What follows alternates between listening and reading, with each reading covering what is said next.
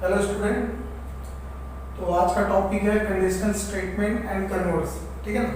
Already हमने 1.2 तक कर लिया है, तो 1.3 के स्टार्ट के पहले ये थोड़ा बेसिक है, तो पहले इसको देख लेते हैं कि कंडीशनल स्टेटमेंट क्या है, उसका कन्वर्ट्स क्या है। ठीक है ना। तो कंडीशनल स्टेटमेंट क्या है? कोई भी स्टेटमेंट जिसमें इफ और देन होना चाहिए। क्या होना चाहिए? इफ और देन। तो ऐसे स्टेटमेंट को हम कहते हैं कंडीशनल स्टेटमेंट। तो स्टेटमेंट विच कंसिस्ट या which have if and then, तो उसे हम क्या कहते हैं? Conditional statement. जिसमें इफ को हम कहते हैं एंटीसीडेंट एंड देन को कहते हैं कॉन्सिक्वेंट। इफ को क्या कहते हैं? एंटीसीडेंट एंड देन को क्या कहते हैं? कॉन्सिक्वेंट। ठीक है। एक एग्जांपल ले लेते हैं समझने के लिए आपको। जैसे एक सेंटेंस है आपके पास, the diagonal of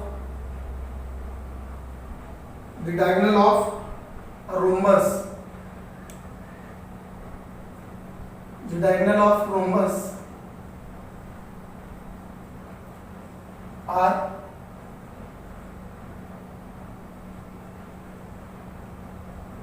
perpendicular bisector of each other। ठीक है ना। ये एक एग्जांपल लिया हमने, इसका हमें इफ देन यूज करना है। क्या बोला है? Diagonal of rhombus are perpendicular bisector of each other. क्या लिखेंगे? If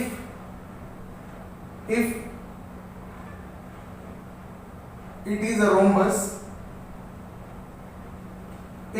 rhombus then diagonals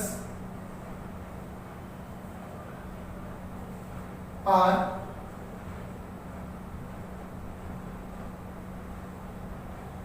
perpendicular bisector of each other। ठीक है ना। क्या हो जाएगा? perpendicular bisector of each other। ठीक है ना। तो क्या हो गया? यहाँ पे अगर ये रोम्बस है, दिस इज एंटीसीडेंट, अगर ये रोम्बस है तो ही इसके डायगोनल क्या होंगे? परपेंडिकुलर बाइसेक्ट ईच अदर पे होंगे। ठीक है ना। तो इस तरह से इफ और देन का यूज होता है और ये बनता है कंडीशनल स्टेटमेंट। इसी तरह से इसका कन्वर्ट्स भी होता है। ठीक है ना। इसका कन्वर्ट्स भी होता है। क्या लिख देंगे वहां पे? If the diagonal are perpendicular bisect to each other then it is a rhombus. क्या लिख देंगे? If the diagonal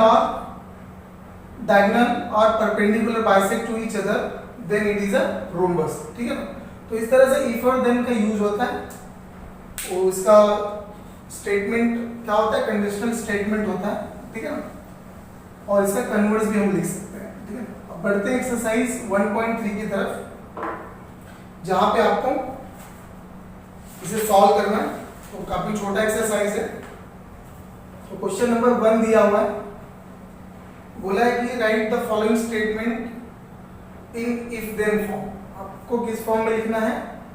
if then form में लिखना है। क्वेश्चन दिया है, the opposite angles of a parallelogram,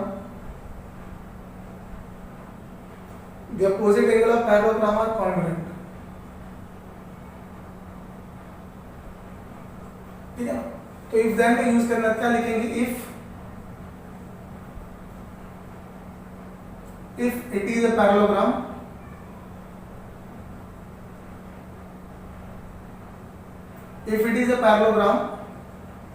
then the opposite angles are congruent।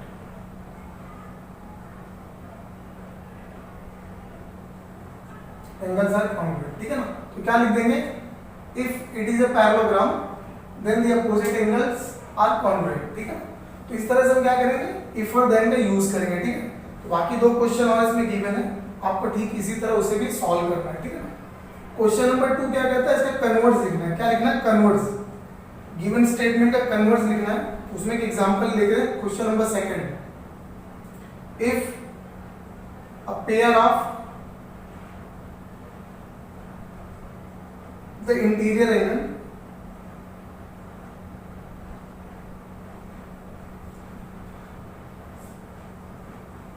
made by a transversal of two lines are supplementary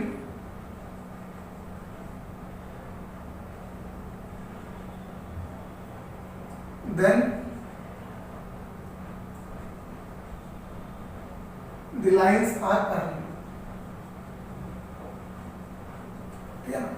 यहाँ पे क्या दिया हुआ है कि इसका हमें कन्वर्स लिखना है. If a pair of interior angle made by transversal of two line are supplementary then lines are parallel. तो क्या लिख देंगे इसका converse? if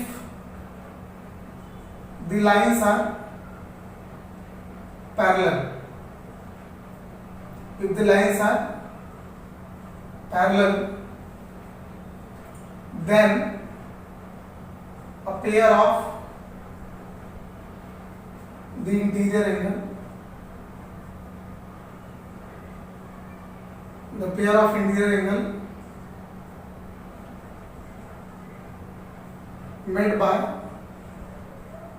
a transversal of two lines are supplementary.